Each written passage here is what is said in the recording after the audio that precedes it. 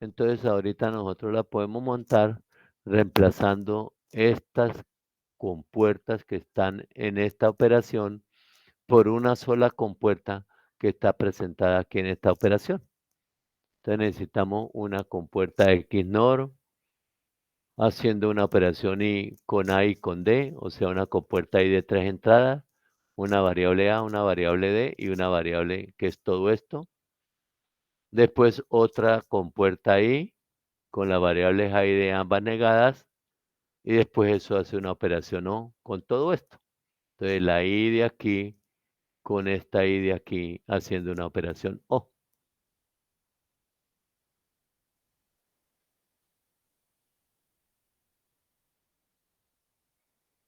Y eso es lo que nosotros vemos acá. Entonces tenemos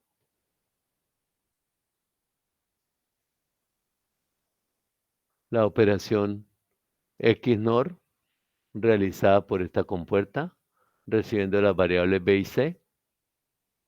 Después eso llega a una compuerta I de 3 entradas. Y no es necesario una de 2 entradas con A y D y después eso con 2 entradas con esta cosa. Mire que aquí se resume también a una sola con A y D. Después entonces, aquí nos dicen que por ejemplo, este A negado y D negado lo podemos representar por la operación NOR. O sea, esto es A o D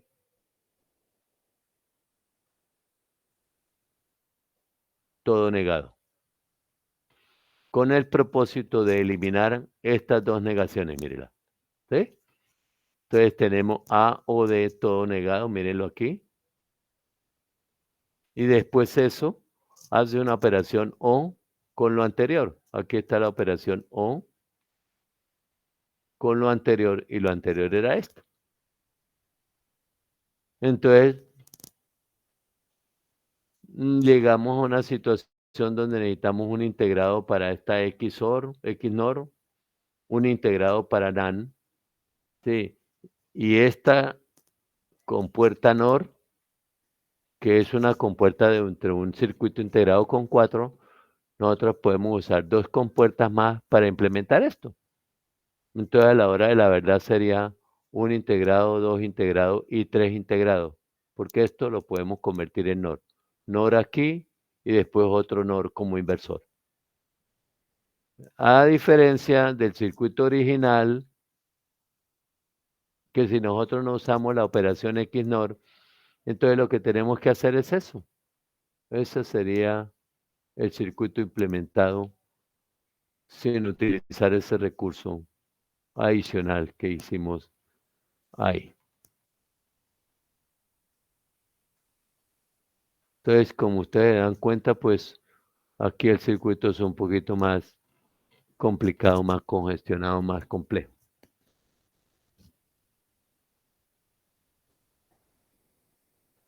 Bueno.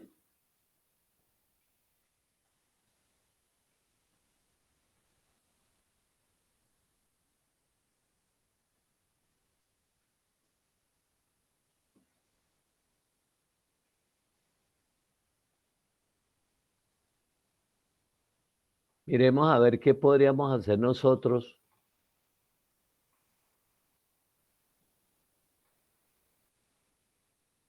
si usáramos mapa de Carnot.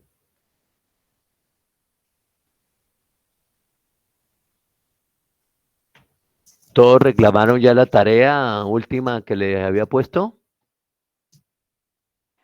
Sí, señor. Bueno, ok. Profe, yo no pude ir. Yo tampoco, profe. Pues hermano, cuando pueda vaya, que eso está allá. Yo le dije a Eduardo y a la niña por la mañana que si ustedes iban por eso, pues que me hiciera el favor y se la entregara. ¿Ok? O para que ustedes vayan viendo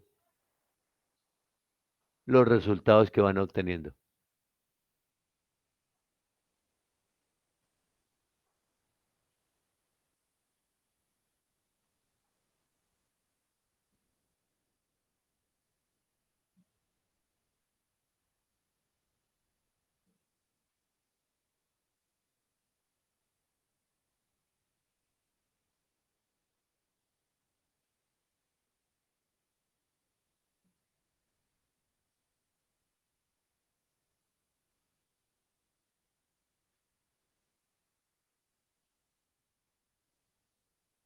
Bueno, vámonos, nos han dicho de que las variables puedan tener algún peso, no es necesario en este caso, pero pongámoslas así, A, B, C, D.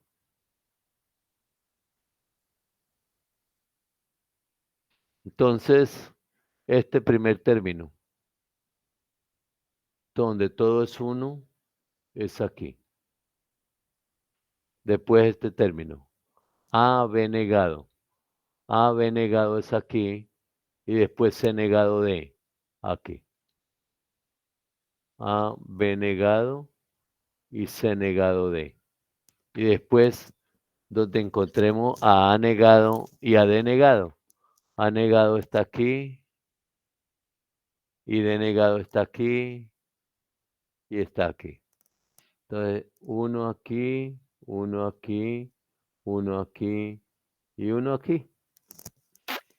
Evidentemente, pues el único grupo que podemos armar es este,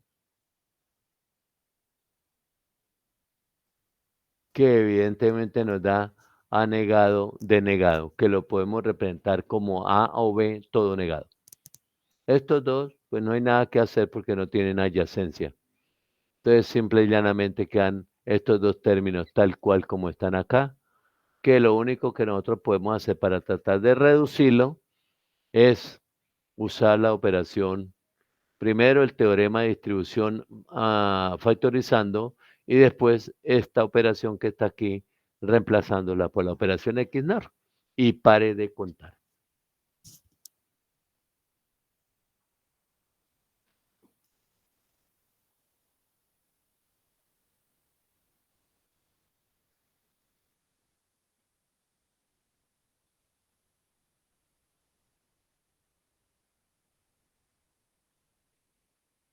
Y después hay un circuito que corresponde al diseño del generador y comprobador de paridad. Entonces, cuando nosotros vimos lo del asunto de corrección de errores en el manejo de información binaria, entonces nosotros aprendimos que uno de los métodos es el método de paridad par o paridad impar. Entonces aquí cuando ya llegamos a la temática del diseño, entonces nos proponen cómo se diseña el circuito para el generador de paridad, o sea, cómo le adicionamos el bit de paridad a cierta información y después el comprobador de paridad en el receptor, cómo nosotros identificamos que la paridad del número que recibe el circuito es correcta. Es simple y llanamente dicen que en el capítulo 2 se vio que un transmisor puede juntar un bit de paridad a un conjunto de bits de datos antes de transmitirlos a un receptor. También vimos cómo esto permite al receptor detectar cualquier error de un solo bit que pueda haber ocurrido durante la transmisión. La figura 425 muestra un ejemplo de un tipo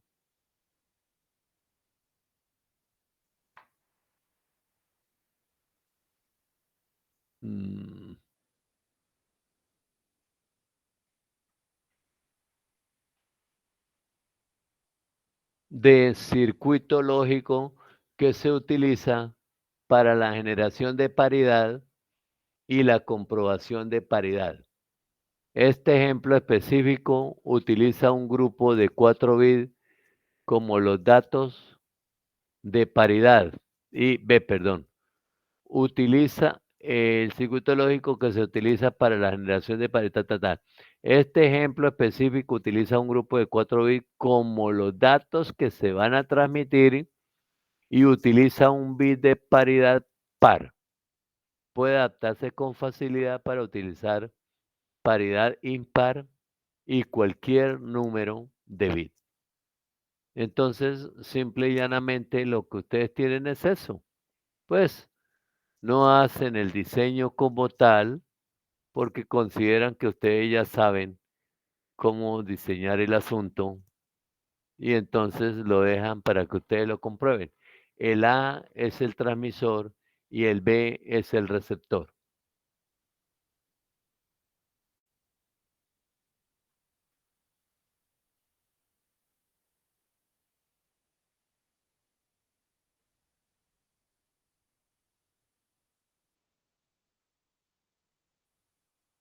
Bien, entonces, ¿cómo les planteo yo a ustedes que hagan el diseño? Supongamos que estos bits son bits que tienen peso, pero lo llaman de 0, de 1, de 2, de 3. Entonces, lo que nosotros hacemos es plantear la tabla de 3, de 2,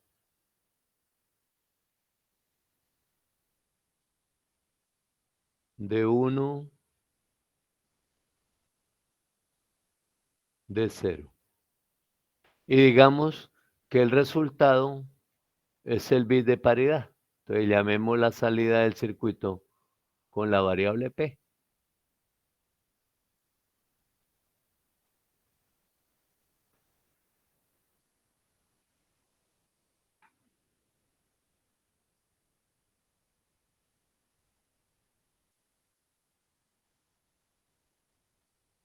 Bueno, y ahí vamos entonces mirando nosotros cómo se procede con el asunto. Pues aquí podríamos plantear las 16 combinaciones, pero pues no vale la pena porque vamos a usar los unos.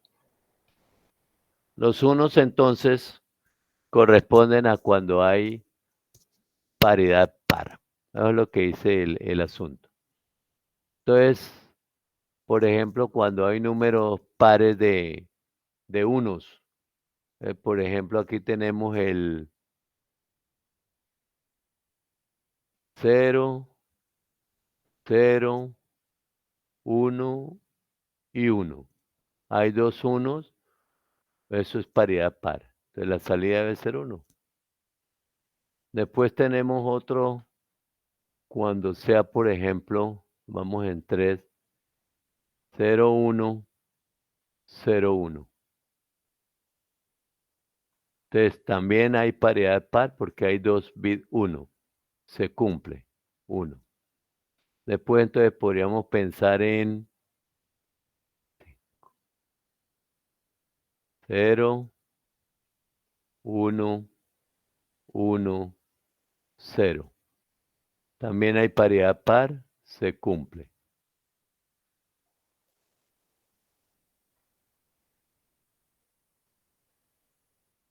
7 y 8 no.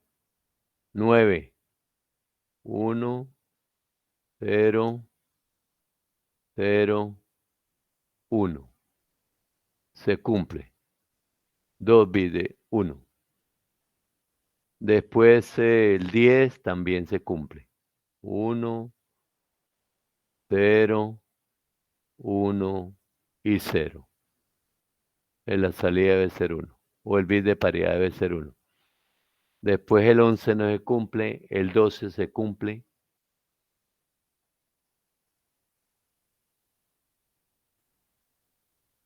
Porque hay 2 bits 1. El 13 no se cumple, el 14 también, tampoco se cumple. Y el 15 se cumple porque hay 4 bits 1. Y eso es par. Después de nosotros tener entonces estos unos, pues simplemente planteamos el mapa para tratar de darle solución a eso. Y pensemos aquí a ver.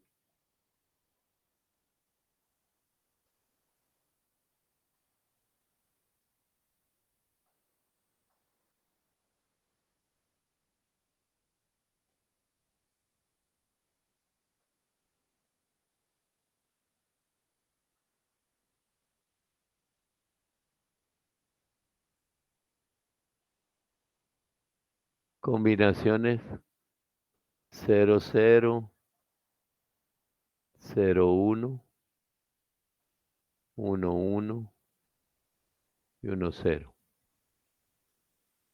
Y en sentido vertical lo mismo. 0, 0, 0, 1, 1, 1 y 1, 0. Y como ahora sí estas variables tienen peso, entonces digamos que aquí tenemos D3,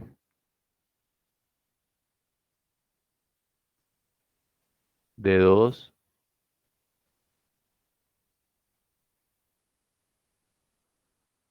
y en sentido horizontal D1, D0.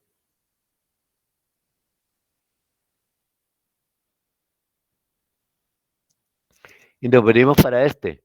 0, 0, 1, 1. Ahí hay un 1. Y nos venimos para este. 0, 1, 0, 1. 0, 1, 0, 1. Y aquí hay un 1. Y nos venimos para este. 0, 1, 1, 0. Aquí estamos. Y nos venimos para este. 1, 0, 0, 1. 1, 0, 0, 1. Aquí. Nos venimos para este. 1, 0, 1, 0. Aquí. Nos venimos para este. 1, 1, 0, 0. Aquí. Y nos venimos para este 1, 1, 1, 1 aquí. Entonces, mire, que no hay adyacencia, ¿sí? Tenemos que hacer lo que hicimos en los dos ejemplos anteriores.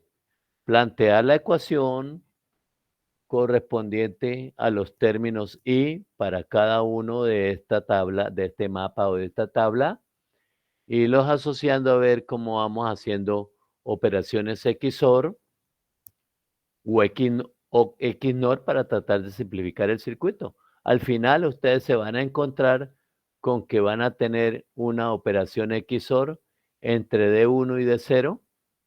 ¿Sí? La ecuación quedaría P es igual, por este lado, D0 o exclusivo D1, paréntesis, mire que aquí es O exclusivo, no NOR exclusivo. De este lado tenemos D2 o exclusivo de 3.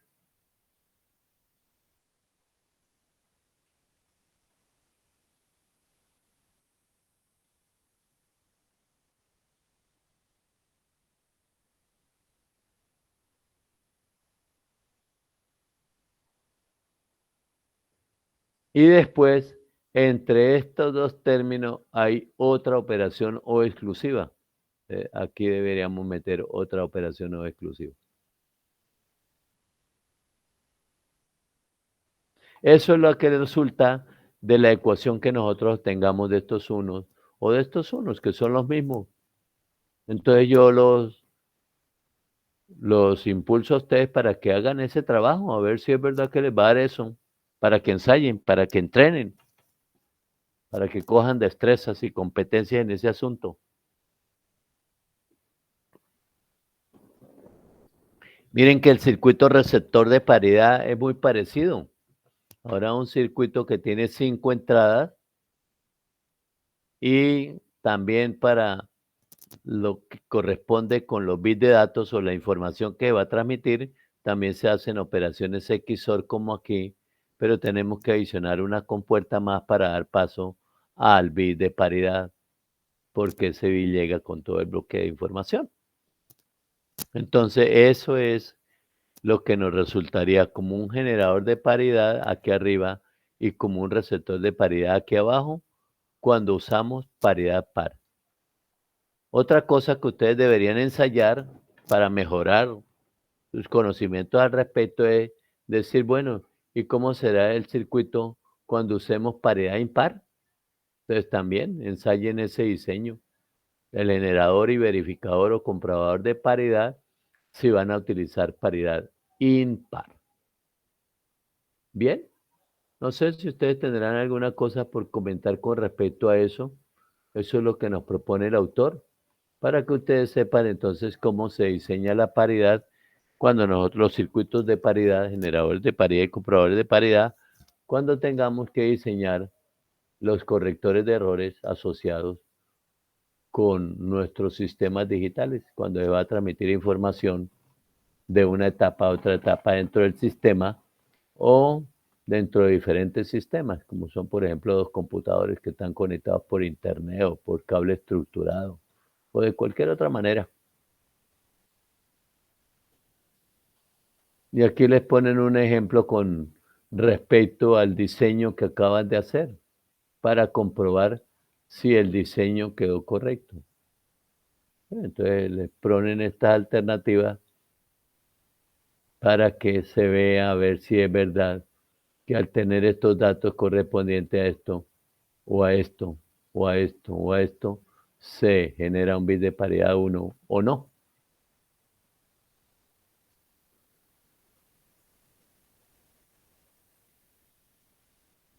Bueno, para ello, pues tienen que usar el circuito necesariamente. Entonces, aquí les da la solución el autor, ¿sí? Y les explica cómo hacer eso.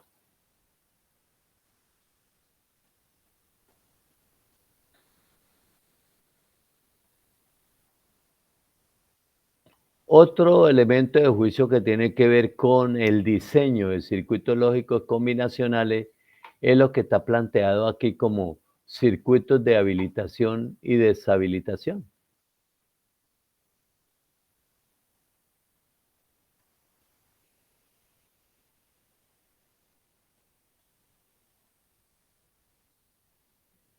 ¿Qué es eso? Cuando nosotros lleguemos a mirar los circuitos lógicos combinacionales y también los circuitos lógicos secuenciales, algunos de ellos, vamos a encontrar que esos circuitos tienen una entrada, que es una entrada que se propone en el diseño para que el circuito funcione. Si esa entrada no está activada, el circuito no funciona. Si esa entrada está activada, entonces el circuito funciona. ¿Por qué hacemos eso? Porque en algunos diseños nosotros necesitamos que para realizar un trabajo determinado no es posible lograrlo con un solo circuito integrado. Hay que usar varios circuitos integrados de los mismos e irlos usando secuencialmente en el tiempo uno por uno. Entonces, para nosotros poder hacer eso, de ir en el tiempo usando de a uno en uno, nosotros debemos tener una entrada de habilitación. Entonces, activamos la entrada de habilitación en uno de los varios circuitos y entonces funciona solamente eso y los demás no funcionan. Después, activamos la entrada de habilitación del siguiente, ese funcionará y los demás no funcionarán. Entonces, para eso es que utilizamos los circuitos digitales con entrada de habilitación. Para ello, entonces, aquí nos proponen algunos ejemplos de cómo nosotros habilitamos o deshabilitamos algunas compuertas inicialmente, que son los elementos o los circuitos digitales más sencillos que encontramos.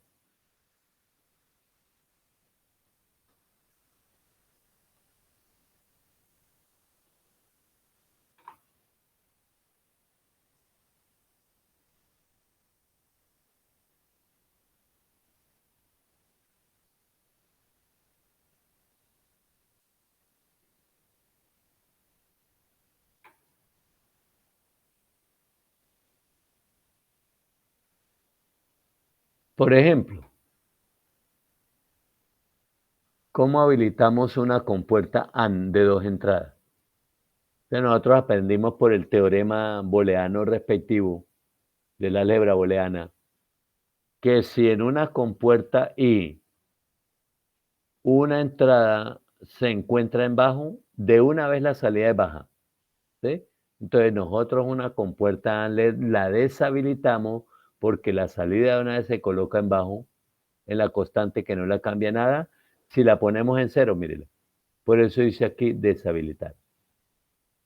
En cambio, si una entrada la colocamos en 1, pues la salida será igual al dato que coloquemos en la otra entrada. Entonces, si nosotros aquí colocamos 0, pues la salida es 0. Pero si colocamos 1, la salida es 1, porque esta entrada está en 1. Entonces, una entrada de una compuerta y de 2 entradas en 1 habilita la compuerta, una entrada en 0 la deshabilita. Para la NAND, entonces nosotros también vimos que si una entrada se coloca en 0, de una vez la salida se va a 1 y de ahí no la cambia nadie. Entonces, si colocamos en 0, la salida se coloca en 1, mírenla, no importa que haya en la otra entrada. Entonces, la compuerta quedó deshabilitada. Pero si colocamos un 1 en esta entrada, entonces ahora en la salida tenemos el complemento de lo que apliquemos en la otra entrada, porque es una compuerta inversora, miren. Después tenemos para la OR. Sí, nosotros deshabilitamos la OR poniéndole una entrada en 1, porque una vez la salida se va a 1 sin responder a la otra entrada. Pero la habilitamos colocando la entrada en 0, porque ahora la salida responderá a la otra entrada. Y con la NOR, pues lo mismo que pasó con la NAND. Entonces, si la habilitamos con el 1 o con el 0, pues así mismo sucederá con la NOR. Entonces, con el 1 la deshabilitamos, porque en una NOR con una entrada en 1, de una vez la salida se coloca en 0, sin importar que haya una otra entrada. Para habilitarla, entonces colocamos una entrada en 0 y la salida será el inverso de lo que coloquemos en la otra entrada, porque es una compuerta inversora. Entonces, como para ir teniendo una idea de cómo nosotros habilitamos o deshabilitamos circuitos, si en un momento para habilitar y deshabilitar utilizamos este tipo de compuertas. Entonces, ¿qué debemos hacer para deshabilitar el circuito si se usa para ese trabajo AND o NAND, OR o NOR?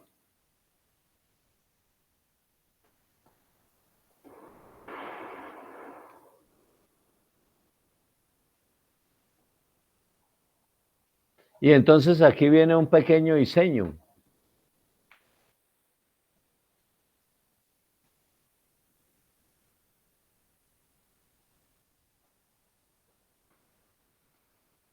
Dice así este ejemplo. Diseña un circuito lógico que permita que una señal pase a la salida solo cuando las entradas de control, mire que hay dos entradas de control, B y C, estén ambas en alto.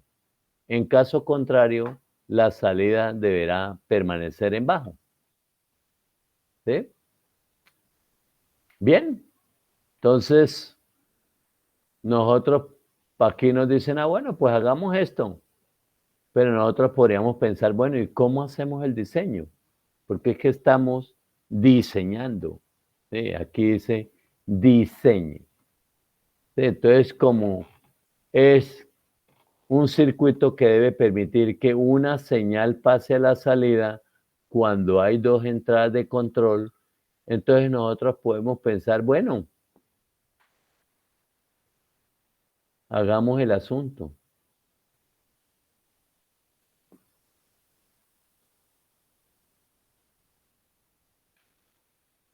Propongamos que aquí están las variables B y C de control. Y aquí está la variable A que nosotros queremos aplicar de la entrada del circuito a la salida del circuito. Aquí estará la respectiva salida.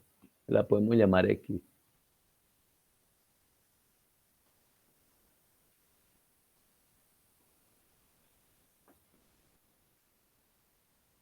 Cuando las entradas de control B y C están en ambas en alto. Entonces no hay necesidad de plantear tampoco toda la tabla. Planteamos lo que nos digan las entradas de control. Si B y C está en 1, mire, las entradas de control están ambos en alto, entonces la entrada pasa a la salida. Entonces digamos, si la entrada es 0, entonces como las entradas de control son ambas 1, permiten que este 0 vaya a la salida. Ahora mantengamos BC en 1 para que el circuito esté activado. Y digamos que la señal de entrada A es 1. Entonces simplemente en la salida aparece lo que hay en la entrada A. Si en la entrada hay 1, en la salida hay 1.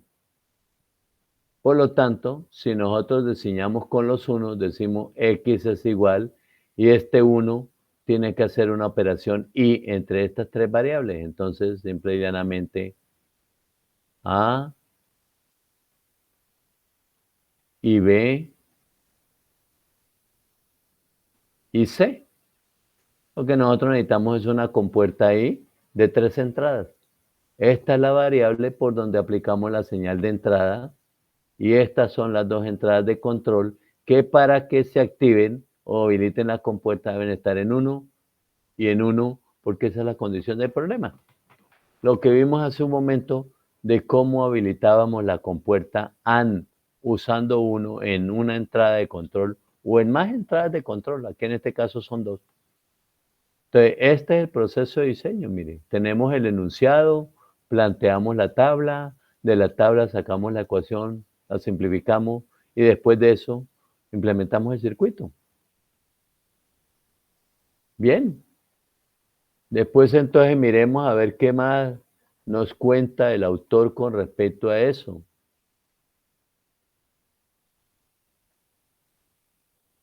Viene un siguiente circuito, no lo vamos a subir tanto, no lo vamos a dejar tan abajo, digo.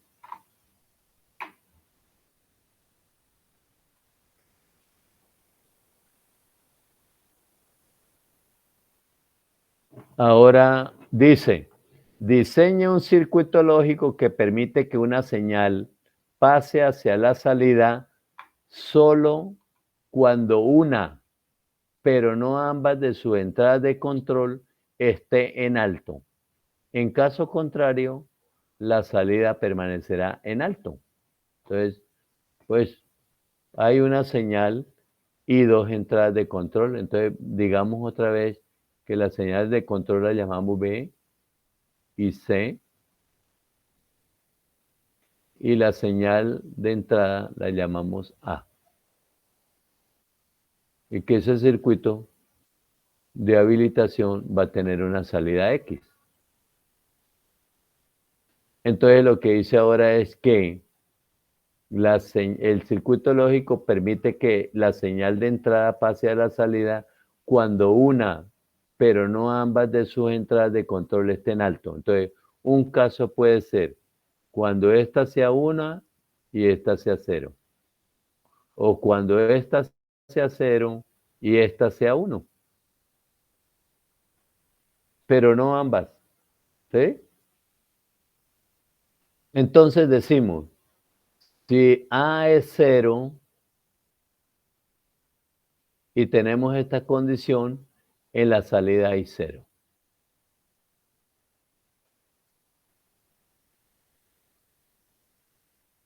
Si A, vamos a borrar aquí un momentico esto. Si A es 1, pero tenemos la condición de que B es la que está en alto,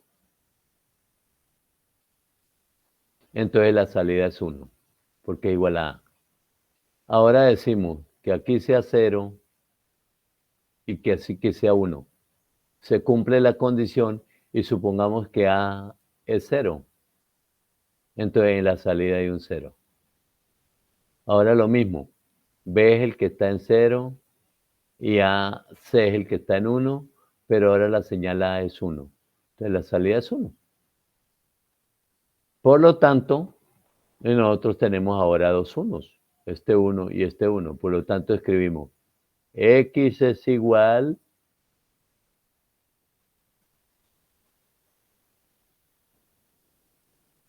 para este 1. Entonces, B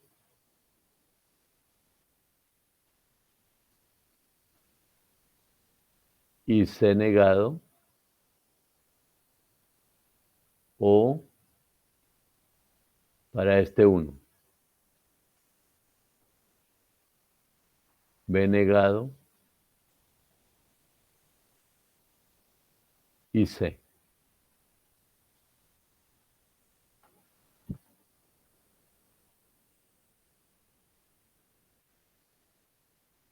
Ah, qué bruto. Aquí me comí la variable A, qué pena. Entonces, para este primer uno es A lo que hay que adicionarse acá.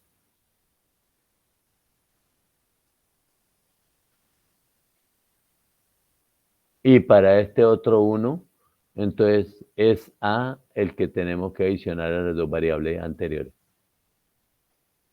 Esto es igual a, tenemos que en los dos términos está la variable común A, la factorizamos usando ley distributiva, escribimos B y C negado,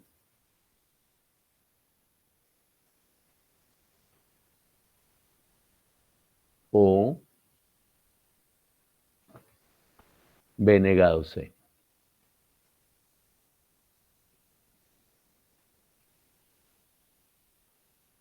Igual a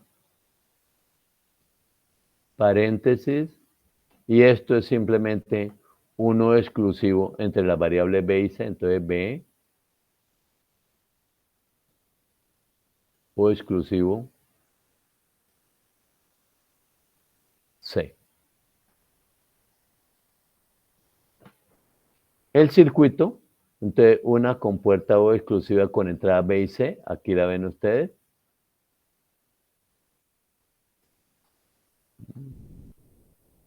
No me ha dado exclusivo y allá el circuito la presenta XNOR, ¿por qué? Profe, ¿Sí? es que ahí en el problema dice que de lo contrario la salida permanecerá en alto, entonces no toca tener en cuenta los otros unos. Ah, sí, señora, muchas gracias por darme esa aclaración. Porque es que en caso contrario, la salida no permanece en bajo, sino en alto. Y hay que tener eso en cuenta para diseñarlo. ¿Quién habló? Ávila, ¿Paula qué? Ávila, perdón. Ávila. Señorita Ávila, me dice al final para ponerle una nota de evaluación por la aclaración, ¿o yo? Bueno, profe.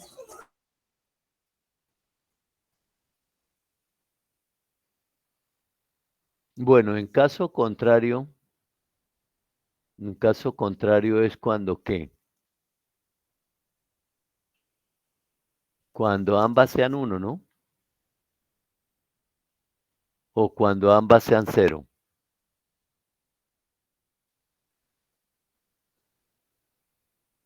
Si ambas son uno, ambas entradas de control que se permite que solamente sea una en alto, entonces en caso contrario la salida permanecerá en alto. Entonces aquí será uno sin importar qué valor tenga A. Vámonos, condición no importa. También puede haber condición no importa en las entradas. Habíamos visto en la salida, pero también puede haber en las entradas. Entonces también aquí, no importa cuál sea el valor de A, la salida es 1. Porque si no, nos tocaría replicar aquí esto dos veces. Hagámoslo.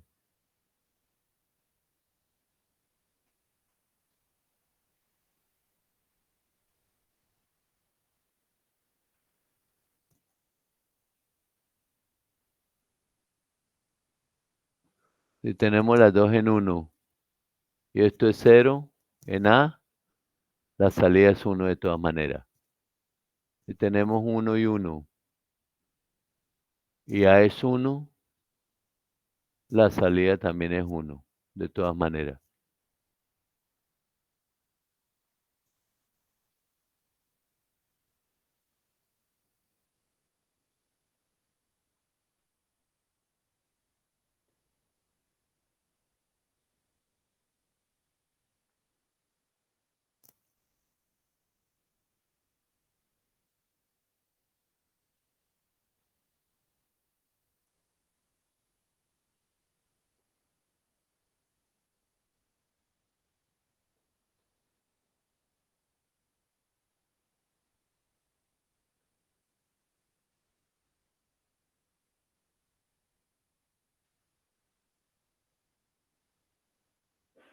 Bueno, y entonces ahora sí quedaron ahí todas las opciones posibles.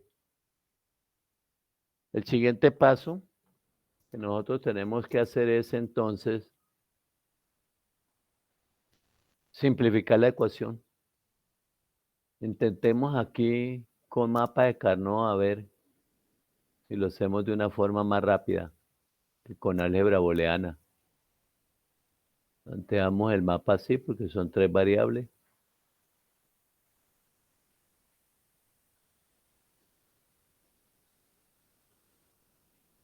Digamos que en sentido vertical colocamos las variables B y C. Y en sentido horizontal la variable A. 0 acá y 1 aquí. 0 y 0. 0 y 1.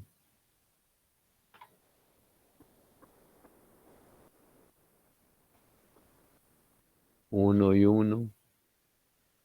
1 y 0.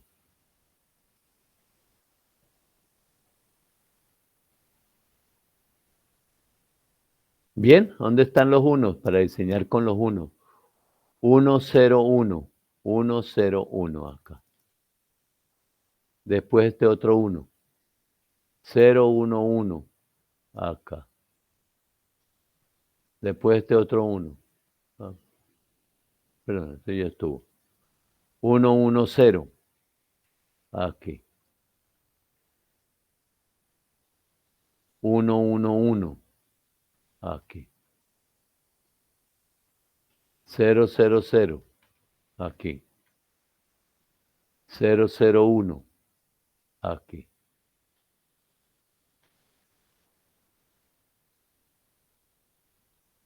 Aparecerá este 0 aquí, perdón, este grupo aquí, y aparece un grupo acá, y otro grupo acá. Bien, así las cosas tenemos que X es igual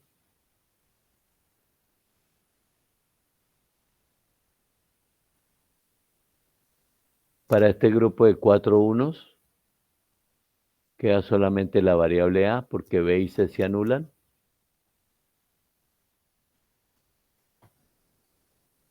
O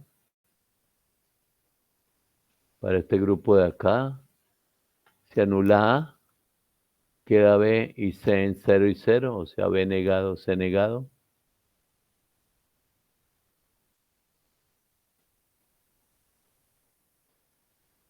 O, y este otro grupo, entonces queda B y C.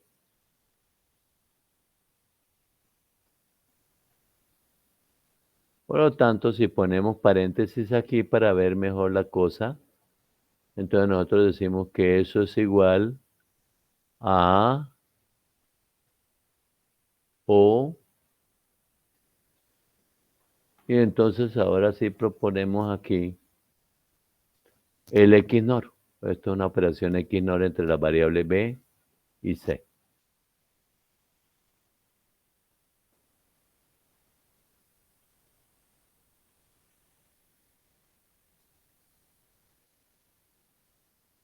Que es lo que en el circuito, una XNOR acá, con esta compuerta, y después eso hace un O con la variable A, con esta compuerta.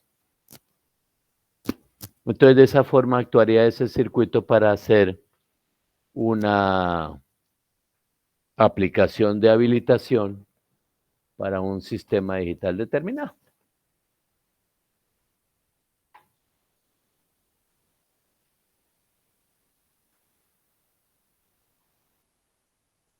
Bueno, después entonces aquí proponen otro ejemplo, el 421, donde dice diseño un circuito lógico con la señal de entrada A, la entrada de control B y las salidas X y Y que opere de la siguiente manera. Entonces, eso se lo dejo a ustedes para que ustedes lo miren, lo analicen, lo entiendan y seguimos adelante.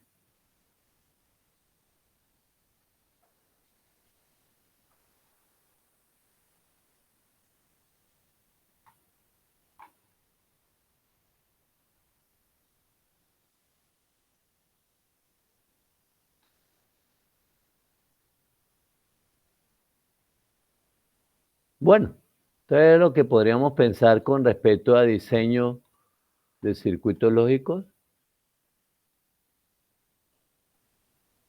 combinacionales, se pueden mirar en los libros. En el libro de Tozzi, a final de capítulo, propone algunos diseños. El libro de Floyd también propone algo, no mucho, pero propone algo, y me parece que el libro de Berkeley también. Entonces, ustedes, por favor, miren eso ahí. Entonces, para que aprendan a hacer este tipo de diseños.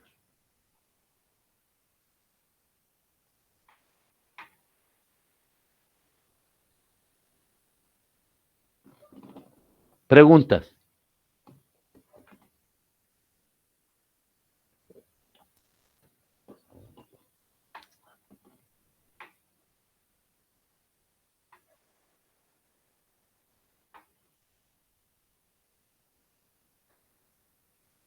Bueno, en lo que tiene que ver con la temática que yo les envío, entonces aquí está propuesto el mapa de Carnot de 6 variables, que ustedes estudien eso por su cuenta. Y aquí les propongo unos ejemplos de simplificación con mapas de Carnot. Entonces propongo este primer ejemplo. Aquí está la función lógica que la dan en forma de lista de maxi términos. Esto es una lista de maxi términos cuando aparece aquí el símbolo multiplicatoria y las variables del sistema, indicando W, que es el MSB, y las combinaciones en forma decimal, donde aparecen los ceros, porque cuando hablamos de multiplicatoria hablamos de ceros, y las condiciones no importan. Entonces, pues en este caso, aquí les planteo yo las variables, organizándolas de una manera, y les planteo las variables organizándolas de otra manera, pero sin perder el peso. ¿Cuál es el peso? Según nos dice aquí esta información, lo voy a agrandar un poquito.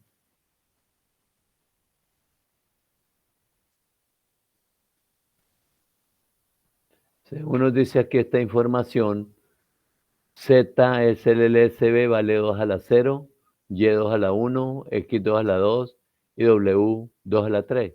Entonces, se organiza aquí de esa manera, se organiza aquí de una forma diferente, pero con el consabido saber que W es el MSB y Z es el LSB. Tanto aquí, en este orden, como aquí, en este orden. Entonces, independiente de cómo se organicen las variables, pero manteniendo su peso, como le he dicho desde un principio, entonces nosotros proponemos aquí los ceros y las condiciones no importa porque nos dieron una lista de maxi términos para esta organización de las variables, y entonces de ahí sacamos este grupo que produce este término, este grupo que produce este término, hacemos las operaciones del doble complemento y queda esto, y aquí con W y queda esto, y entonces después la ecuación simplificada es una operación y entre este término O y entre este término O, que es lo que ustedes ven acá. Si las variables se organizan de otra forma, miren, ahora los ceros y las condiciones no importa, quedan ubicadas de otra manera, porque el número de las localidades cambia con respecto a este orden. Pero a la hora de obtener la ecuación, de acuerdo a los grupos que se arman, aquí hay un grupo y aquí está el otro. Entonces nosotros vamos a tener que la ecuación es igual a la anterior. ¿Sí? X menos Y, perdón, X negado Y y W Y negado. Es lo mismo que hay acá. Entonces no importa cómo las variables se propongan en el mapa, el resultado es el mismo, porque hay que conservar los pesos de las variables. Entonces, ojo con eso, porque ahí es donde está el asunto para hacer bien el trabajo con los mapas de Carnot. Aquí les propongo un ejemplo para 5 variables, y entonces también aquí están los dos mapas para resolver eso. y entonces organizo las variables de una forma. Aquí tomo la variable v negado y aquí v. Mire que ahora la función lógica es esta que está acá, y ahora lo que dan es la lista de los minitérminos. Antes, en el ejemplo anterior, habían dado la lista de los maxitérminos. No hay condiciones, no importa. Todas son condiciones que tienen que cumplirse. O sea, en cada número de estos, en la respectiva casilla o celda, tiene que haber obligatoriamente un 1. Entonces, eso es lo que vemos acá. ¿Sí? Miren que V es la variable de mayor peso. Por eso se toma aquí para representar un mapa o el otro mapa. ¿Sí? Por lo tanto, como es una lista de mini términos, lo que nosotros hacemos ahora es, en estas localidades o celdas, colocamos unos. Entonces son los unos que ustedes ven aquí. Y aquí. Entonces miramos a ver cuáles unos pueden ser adyacentes con sus respectivos unos en mapas diferentes. ¿Sí? Cuáles no lo son, se arman los grupos y de esa manera entonces obtenemos una ecuación que al final, organizando las variables de una forma, da esto y se organizan de otra forma. Mírenla cómo están aquí, WXYZ y aquí YZWX, donde ahora Z es el LSB y V es el MSB. Entonces, dan las mismas funciones. Mira, este término es igual a este también, este también, este también, este también, este también y este también. Entonces, sin importar cómo se organicen las variables en el mapa, desde que se conserven sus pesos, el resultado es el mismo. Entonces, es lo que les quiero mostrar con esos ejemplos. Les propongo este video. Este video es una simplificación también. Me parece que es un mapa de 4 variables, pero a la persona que propone el video le faltó hacer un grupo que tiene que hacerse obligatoriamente. Y entonces la ecuación que él propone es más simplificable porque no hizo un grupo correctamente. Entonces, mírenlo. Aquí les muestro, les propongo ejemplos que encuentran en los diferentes libros para trabajar con simplificación de ecuaciones por el método de mapa de Carnot. Y después aquí hay ejercicios, también de los 3 libros, Tosi, Floyd y Wackerle. Pero si ustedes quieren mirar en el libro del profesor Morrimano, pues ahí también encuentran. Lo que pasa es que no lo resumí aquí. Y el siguiente tema entonces es familias lógicas. Una vez veamos este tema, estamos listos para empezar las prácticas. Espero que eso sea máximo 2 semanas adelante.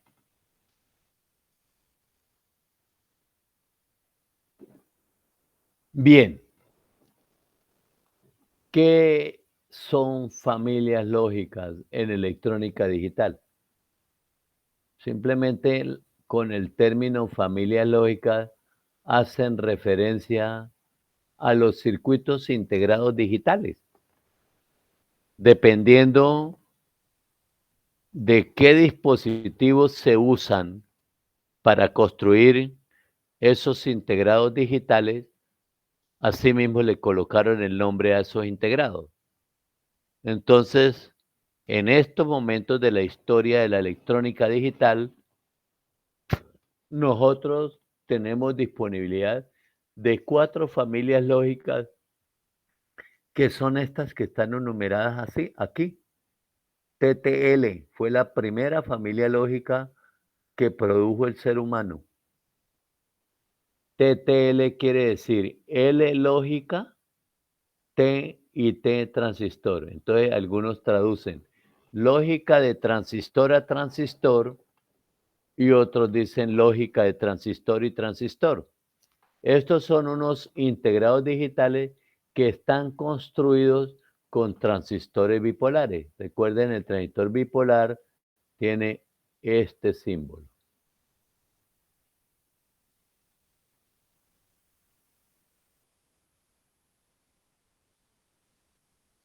Esto se llama la base, esto se llama el emisor y esto se llama el colector. Entonces, todas las funciones digitales que realiza ese integrado las realizan los transistores. Claro, el integrado no tiene solamente transistores bipolares, también tiene resistencia y también tiene diodo. Pero los transistores son los que trabajan como los interruptores. Recuerden que yo les dije a ustedes que al final un circuito integrado digital funcionaba era como interruptores, unos abiertos y otros cerrados. Y por eso es que cuando vimos las compuertas que yo les mostré el circuito eléctrico equivalente de cada compuerta de esas que realizaba las diferentes operaciones, entonces el circuito eléctrico equivalente se lo hice fue con interruptores.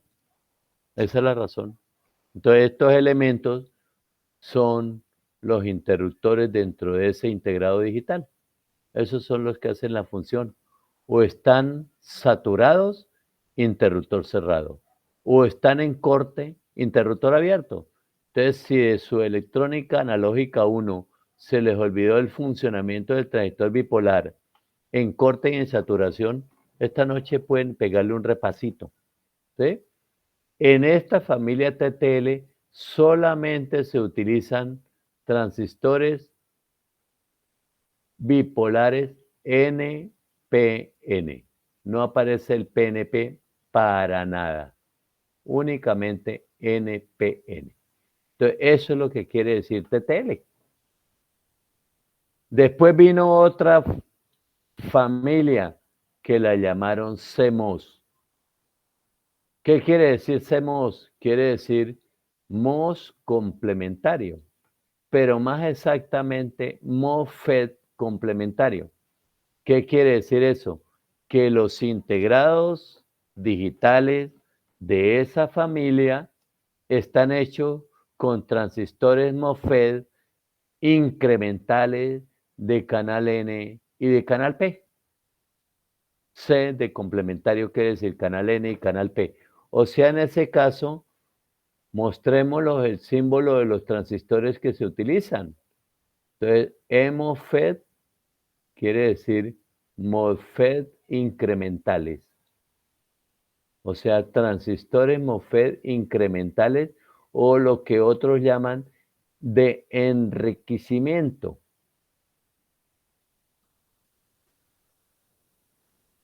Entonces yo voy a usar un símbolo que utilizan algunos autores. Por ejemplo, para el canal N.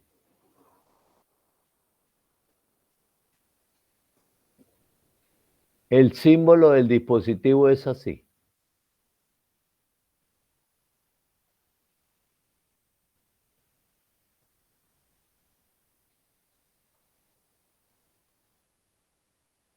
Este es el drenaje, esta es la fuente y esta es la puerta.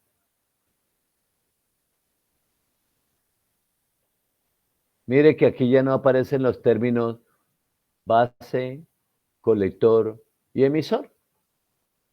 Estos son transistores donde la corriente del colector la controla la corriente de la base.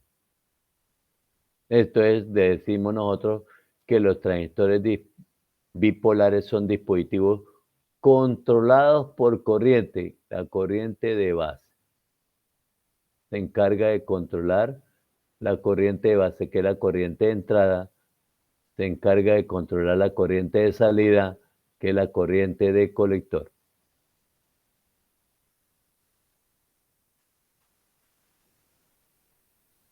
En estos dispositivos, el voltaje de entrada, o sea, entre puerta y fuente, controla la corriente de drenaje, que es la misma que la corriente de fuente.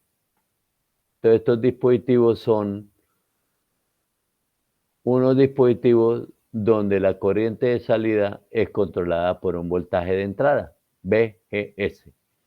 Mire que el símbolo nos dice que el elemento conocido como puerta no tiene conexión eléctrica ni con el drenaje ni con la fuente. Está aislado. A diferencia del bipolar donde la base tiene conexión eléctrica con el emisor y con el colector. ¿Sí? Porque esos dos electrodos están conectados a este electrodo que es la base. Eso quiere decir que hay conexión eléctrica. En cambio, en este transistor MOSFET incremental no hay conexión eléctrica entre este electrodo, que es la puerta, y el drenaje o la fuente. Esta conexión aquí aislada de esta línea quiere decir que están aislados. ¿Sí? Este es entonces el MOSFET de canal N. Miremos el de canal P.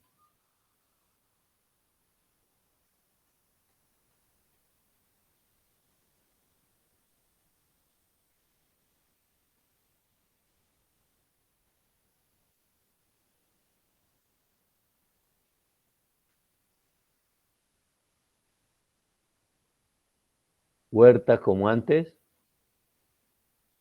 fuente arriba en vez de abajo, drenaje abajo en vez de arriba. Normalmente lo proponen así. Miren que ahora la flecha aquí está entrando al canal. En cambio aquí en el canal N la flecha está saliendo del canal. Esta flecha indica la dirección de la corriente, o sea, de drenaje hacia fuente. Entra por el drenaje de la fuente, cruza el canal, sale por la fuente del transistor y entra al negativo de la fuente. Aquí en este caso ahora la corriente entra al transistor por la fuente, no por el drenaje, cruza el canal y sale por el drenaje hacia la fuente de alimentación. Entonces, estos dos transistores se utilizan para construir los integrados digitales de la familia CMOS. MOSFET complementarios, canal N y canal P. Entonces se utilizan de los dos en la construcción de esos integrados. Siguiente familia, ECL. ¿Qué quiere decir ECL? Lógica acoplada por emisor. Eso es lo que quiere decir lógica acoplada por emisor. ¿Qué debemos entender nosotros? Supongamos esta compuerta.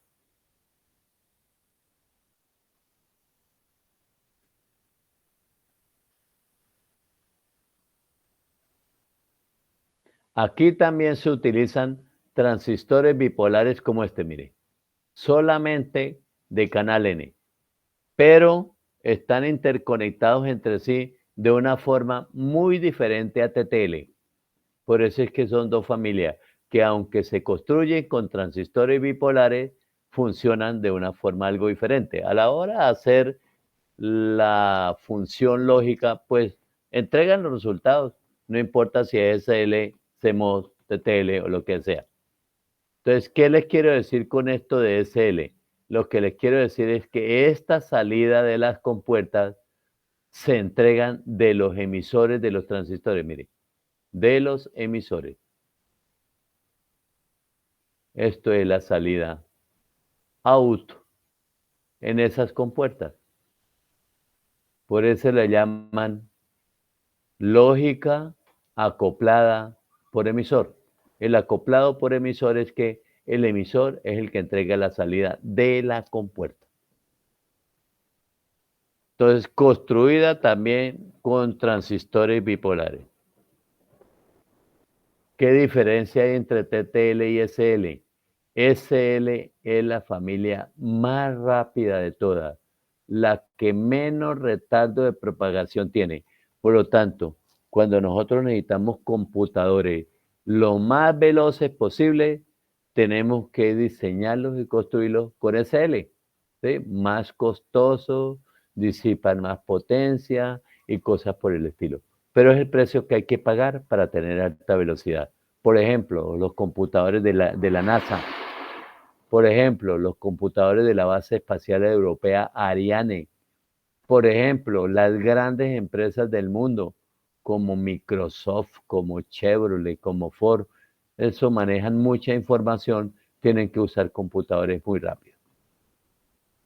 Entonces yo me imagino que aquí en Colombia de pronto las empresas grandes como Bavaria, como el Banco BBVA, como otras empresas, pues utilizarán computadores que están hechos con tecnología SL.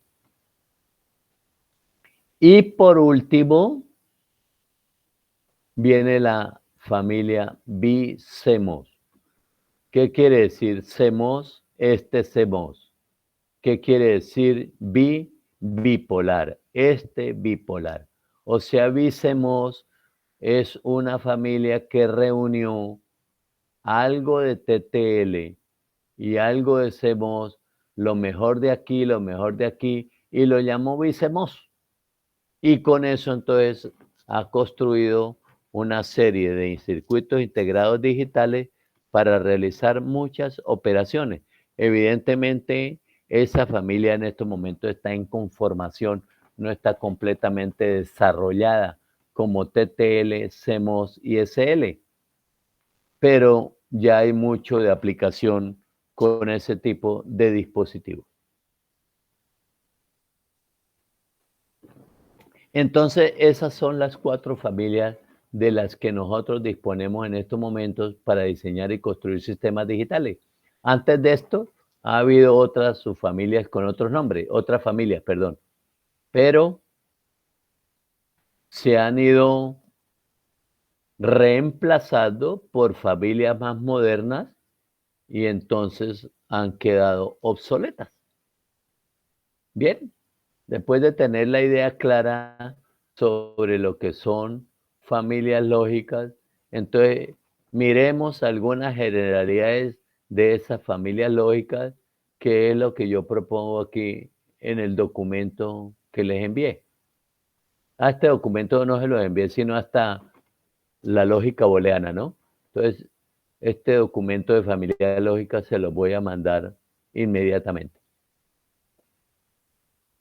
Entonces, dentro de las generalidades encontramos encapsulados de los circuitos integrados digitales,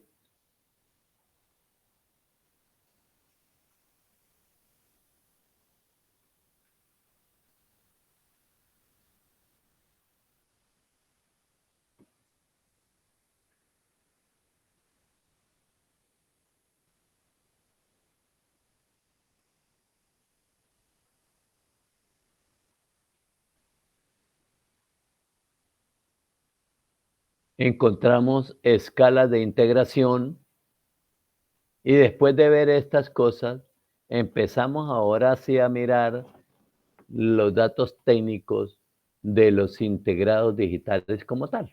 Esto es más bien como informativo, como cultura general, pero hay que conocerlo.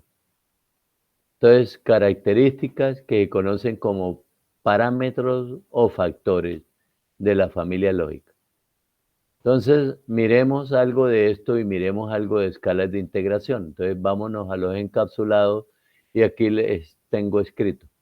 Los encontramos entonces en la página 182 y también en la 524 y 525. Entonces, miremos ese libro.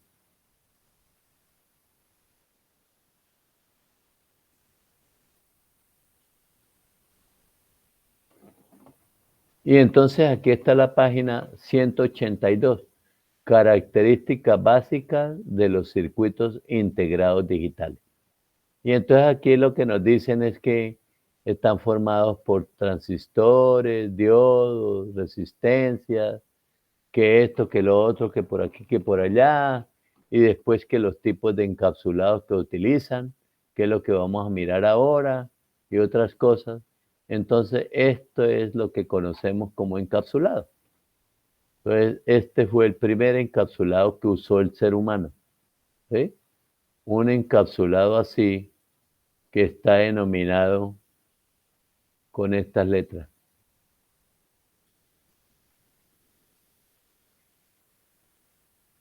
D y P.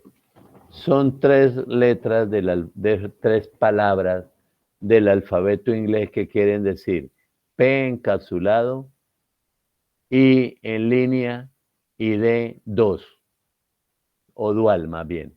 Entonces lo que quiere decir que en esos integrados hay 2 hileras de pines por los lados más largos del integrado.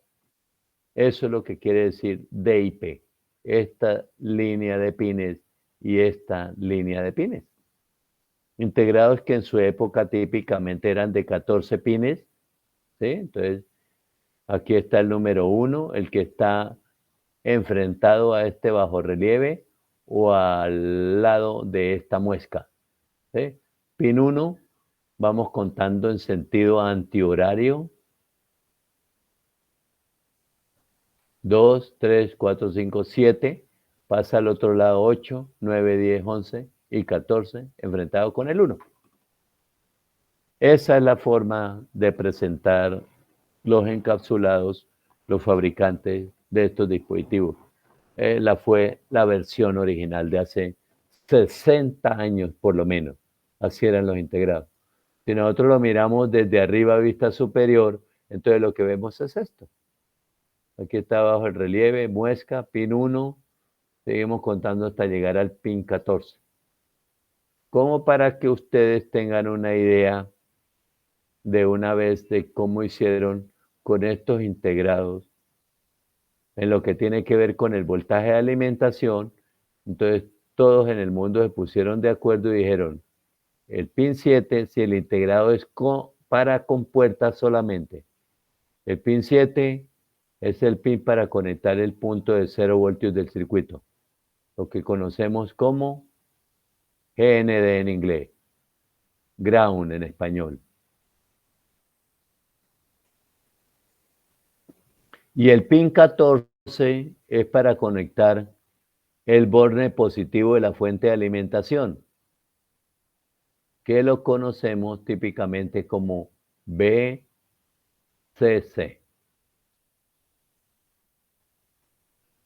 Entonces, en la compuerta, estos pines 7 y 14 tienen esa función, recibir el voltaje de alimentación.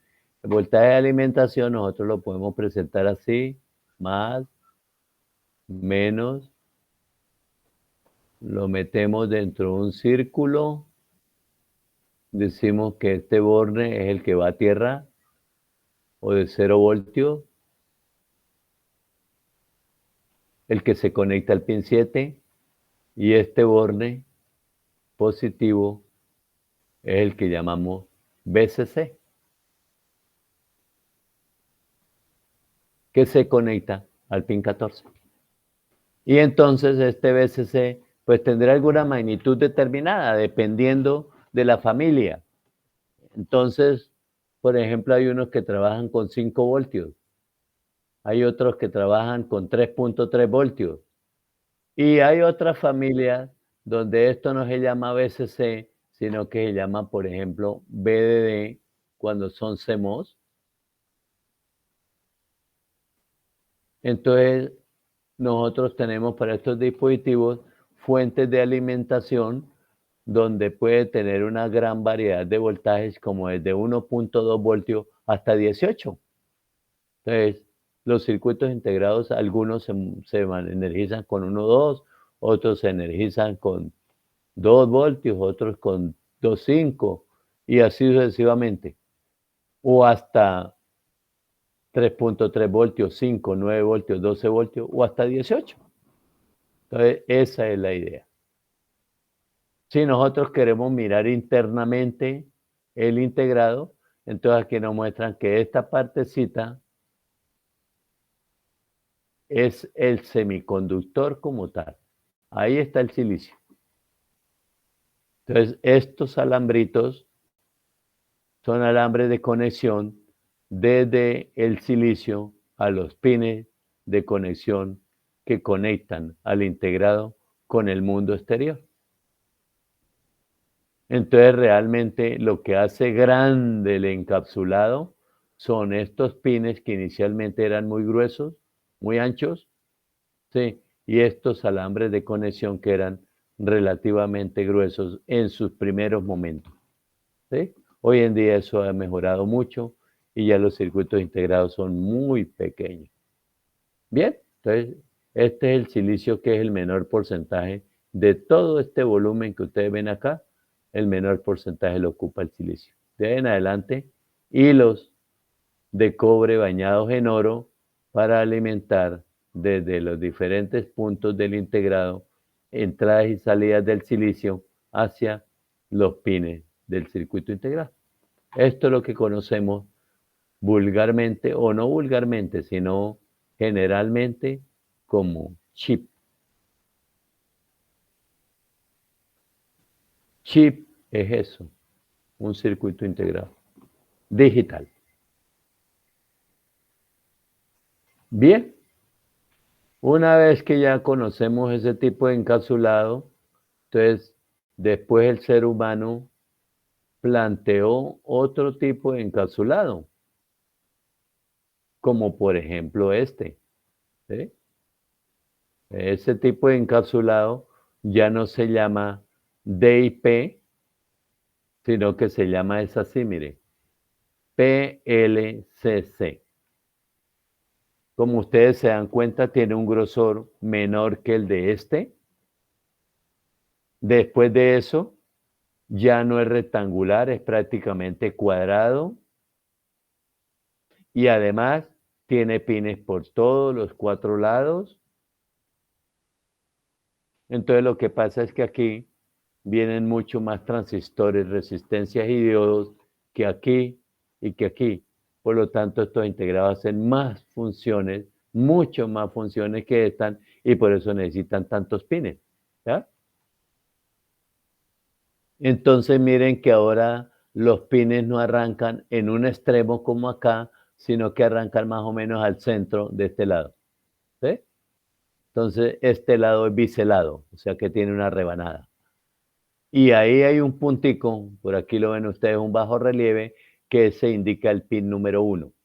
Entonces, a partir de ahí contamos en sentido antihorario otra vez hasta el pin vecino de ese para obtener los tantos pines del integrado. Este es un integrado de montaje superficial. Para conectar este integrado en un impreso, no hay necesidad de perforar el impreso para que los pines pasen del impreso de una cara a otra cara, sino que estos pines se soldan directamente sobre esa cara sobre el cual se coloca el integrado. Entonces, por eso se llaman de montaje superficial. Entonces, se ahorró el costo de tener que perforar el circuito impreso, porque eso es bien caro. O era bien costoso.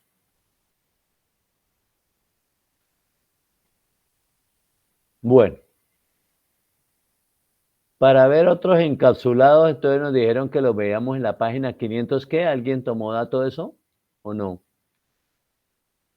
¿Como 528, tal vez?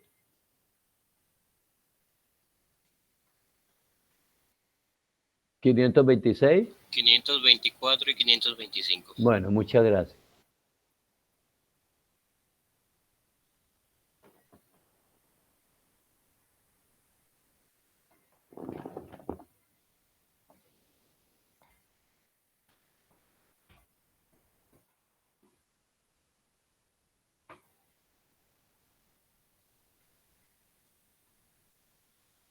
Entonces aquí dice, en esa parte del libro, en el anterior estábamos en el capítulo 4, este es el capítulo 8.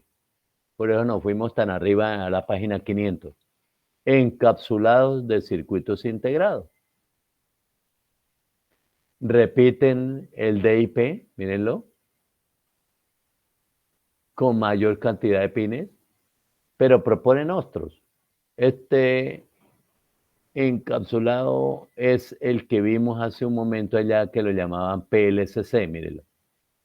Entonces, aquí ven ustedes PLCC de 28 terminales. Si son terminales por los 4 lados, por cada lado hay 7, 2, 4, 6 y 7. Miren que este lado es el biselado, Aquí está la bajorrelieve. Quiere decir que el pin que está frentado a él es el pin número 1, mírenlo. Pin número 1. Después va el 2 y va contando, sigue contando hasta que llegamos al 28, que es el vecino. Miren que los pines van doblados hacia adentro. Queda muy tenaz ponerle la punta del cautín a eso para soldarlo. Entonces, ¿cómo colocamos nosotros un integrado de estos en un circuito impreso? Simple y llanamente en el circuito impreso se solda una base y sobre esa base a presión metemos el integrado.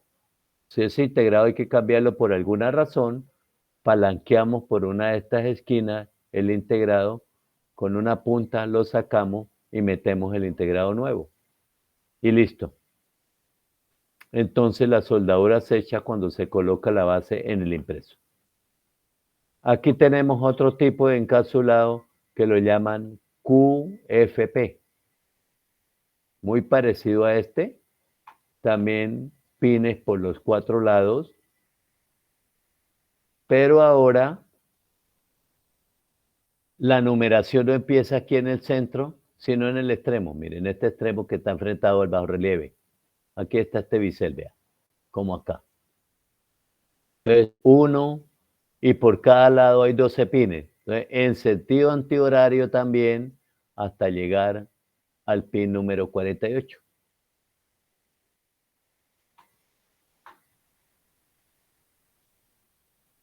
Ahora miramos qué quiere decir QFP y PLCC. Mire que ahora los pines no van hacia adentro del integrado, sino hacia afuera, ¿sí? Pero cortico para ahora sí con el cautín soldarlos directamente sobre la superficie en que quedó puesto el integrado. Por eso también es montaje superficial.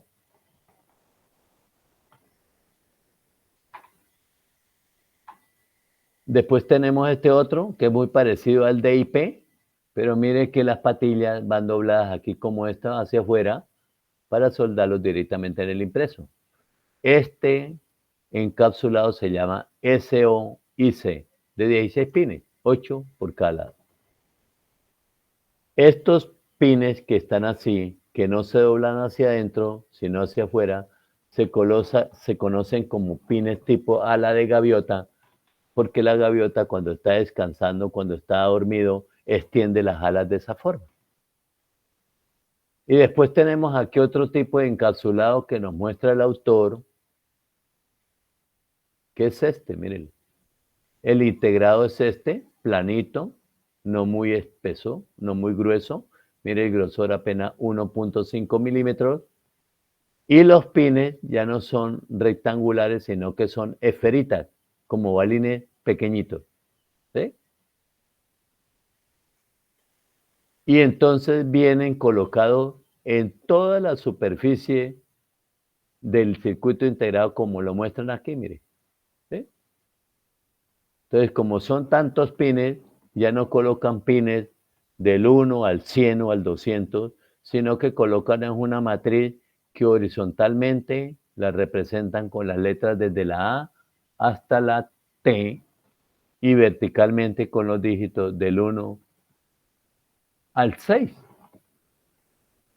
Entonces, el grosor del integrado es 1.5 milímetros, el ancho son 5.5 milímetros y el largo son 15.5 milímetros.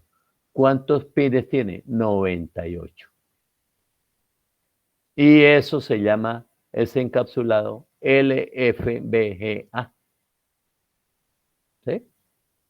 Entonces, simplemente en el impreso se deben colocar como unos huequitos con cobre para que al nosotros poner el integrado ahí podamos soldarlo, estos terminales, con el impreso. Desde luego eso lo hace una máquina. Pero también nosotros cómo vamos a meter un cautín por aquí, por dentro del integrado. Imposible. Eso es todo automatizado.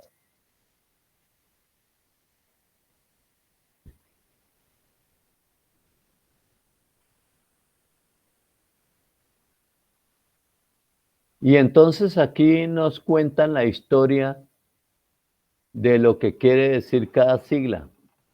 Entonces, DIP ya les había comentado, encapsulado dual en línea o dos en línea, traducen otros. Y aquí están las dimensiones. El grosor, 5.1 milímetros, y la distancia entre terminales, 2.54 milímetros. Eso es grandísimo, tanto esto como esto. Inmediatamente salió el SOIC, mírelo. ¿Sí? Mire que el otro que vimos fue el PLSC, cuando los pines van doblados hacia adentro, por debajo del integrado. Y este es cuando los pines van doblados hacia afuera del integrado. ¿Cómo se llama? Circuito integrado de pequeño contorno. Eso es lo que quieren decir estas cuatro letras. ¿Cuáles son las dimensiones? Altura, 2.65 contra 5.1. Casi se redujo a la mitad del espesor. Distancia entre pines, 1.27 milímetros, la mitad de 2.54. Entonces, reduciendo de todo. Después viene este otro, SSOP, encapsulado reducido de contorno pequeño. Y aquí están las dimensiones. Más pequeño que el anterior y aquí también más pequeño que el anterior.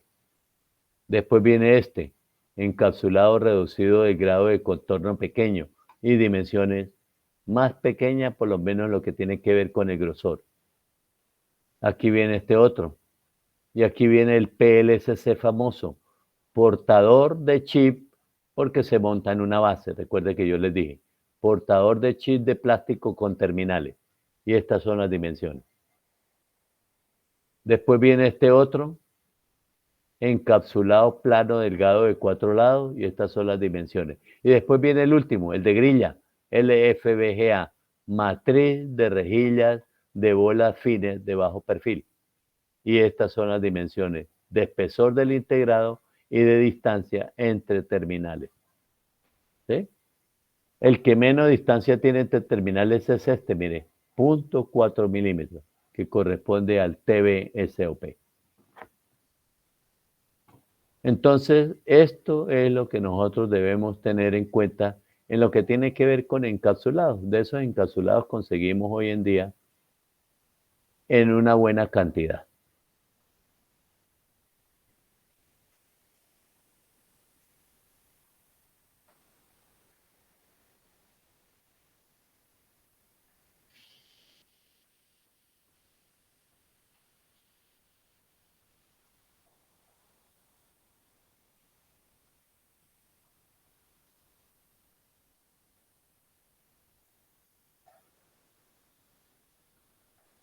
Bueno, devolvámonos al libro. ¿Cuál era la página? 128.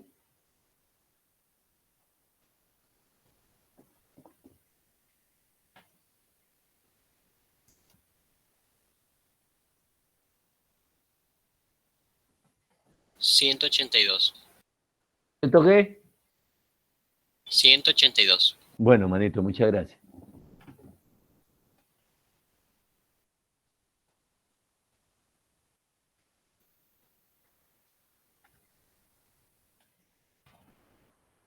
Muchas gracias.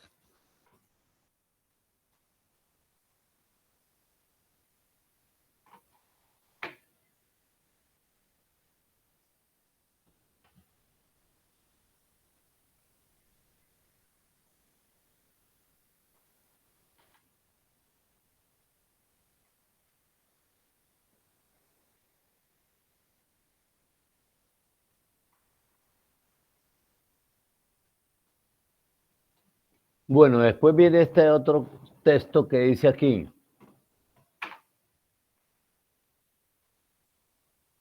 A menudo los circuitos digitales integrados se clasifican de acuerdo con la complejidad de sus circuitos. De acuerdo con la complejidad de sus circuitos es las funciones que realizan. Entonces, dependiendo de las funciones que realizan, asimismo es la cantidad de compuertas que tiene el integrado, con base en el número de compuertas lógicas equivalente en el sustrato. En la actualidad, en el sustrato es el silicio. En la actualidad existen 6 niveles de complejidad que por lo común se definen como se muestra en la figura de la tabla 4.5. Entonces, Simplemente dijeron cuando empezaron a salir, dependiendo del número de compuertas que tengan los integrados, así mismo va siendo la escala de integración. Entonces, los primeros, integración a pequeña escala que se abrevia así, mire. SSI. Y de integración, S de escala y S de pequeño. Pequeño en inglés, small. ¿Cuántas compuertas? Menos de 12, hasta 11. Después entonces necesitaron meter más compuertas de un integrado porque necesitaban más funciones. Entonces apareció la integración a mediana escala, que se abrevia así, de medium, la M. De 12 a 99 compuertas. Después entonces le metieron más integrados, comenzaron a aparecer las memorias de gran capacidad y algunos pequeños dispositivos lógicos programables. Entonces apareció la integración a gran escala, de 100 a 9.999 compuertas. Aquí quedó el primer microprocesador que diseñó y construyó el ser humano en 1970. Lo hizo Intel. Ese integrado microprocesador fue el famoso 4004. Después siguieron aumentando microprocesadores de mayor capacidad y memorias de mayor capacidad. Integración a muy grande escala, VLSI, B de very y L de large. De 10.000 a 99.999 compuertas. Después integración a ultra gran escala, ULSI, de 100.000 a 9.999 compuertas y después integración a giga escala, GSI, 1.000.000 de compuertas o más. La idea es que posiblemente en el futuro no vamos a hablar más de integración en tal escala porque ya estamos en nanotecnología y lo que nosotros vamos a proponer es cuántos dispositivos, transistores, resistencias y diodos, según el caso, caben en 1 milímetro cúbico de silicio. Entonces ya no hablaremos más de esto, sino hablaremos de cuántos dispositivos caben en 1 milímetro cúbico de silicio o de otra cosa, grafeno, lo que vaya a reemplazar el silicio para construir los dispositivos semiconductores. Bien, eso entonces es lo que tiene que ver con los dos aspectos generales de las familias lógicas, los encapsulados y las escalas de integración.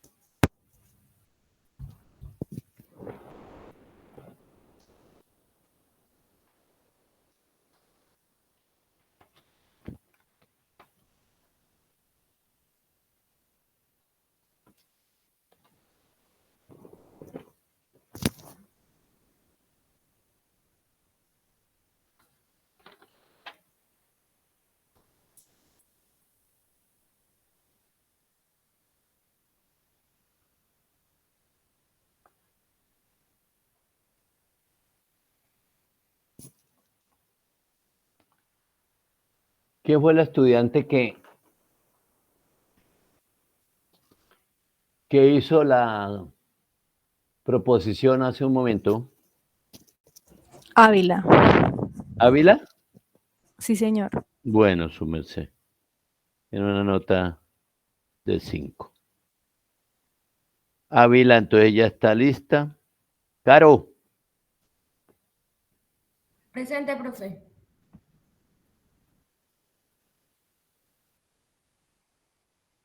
Caro.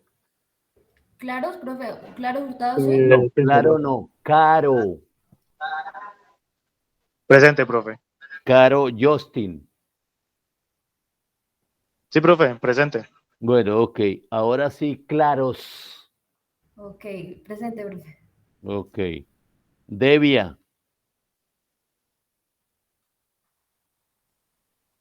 Vuelvo a repetir. Devia.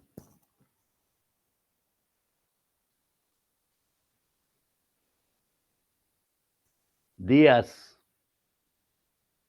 Presente, profe. Ok. Dusan.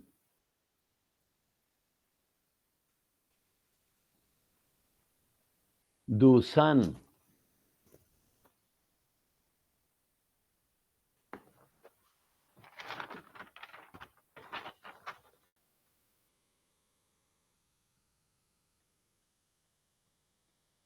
Fajardo Sánchez.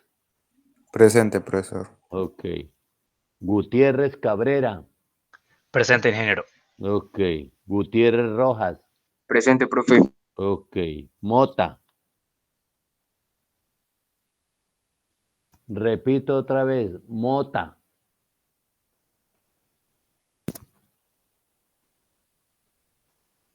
Osorio. Presente. Ok.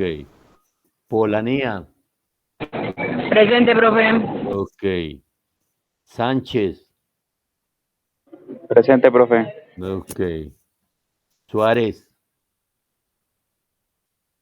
Ok. Álvarez. Presente, profe. Ok. Cuellar. Presente. Ok. Estupiñán. Presente, profe. Ok. Fajardo González. Presente. Bien. Fajardo Vera. Fajardo Vera.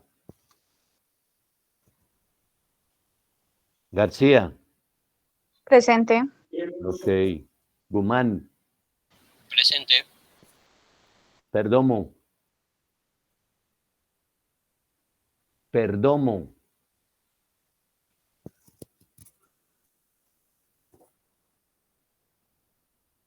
Pérez. Presente. Ok. Ramírez. Ramírez. Trujillo. Presente. Ok. Vargas.